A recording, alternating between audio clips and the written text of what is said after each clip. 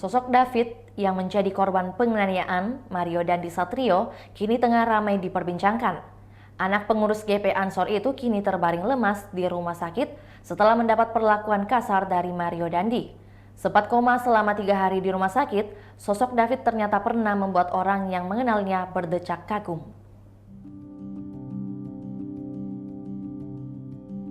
Dikabarkan pada tahun 2019, ketika usianya baru menginjak 12 tahun, ia telah memeluk agama Islam dengan mengikuti jejak sang ayah, Jonathan Latumahina.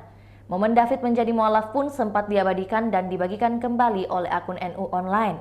Sang ayah, Jonathan atau yang akrab disapa Joey itu, selalu memastikan putranya mendapat pendidikan agama yang bagus. Ia mengantarkan David ke pondok pesantren Inggris Gunung Gelis Bogor pada 16 Juni 2019 lalu. Agar anaknya dapat memperdalam ilmu agama, selain menempuh pendidikan di pondok pesantren, David juga aktif mengajar warga di lingkungannya membaca Al-Quran. Sosoknya pun dikenal baik oleh warga sekitar. Hingga saat ini, dukungan kepada David terus mengalir, banyak pihak yang meminta kasus ini harus diusut tuntas.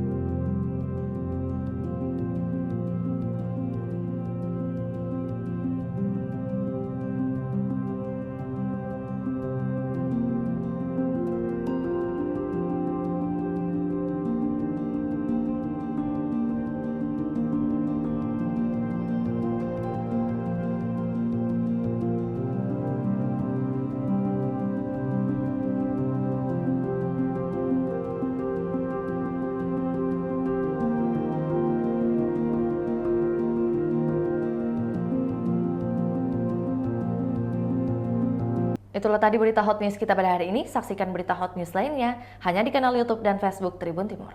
Terima kasih sudah nonton. Jangan lupa like, subscribe, dan share ya.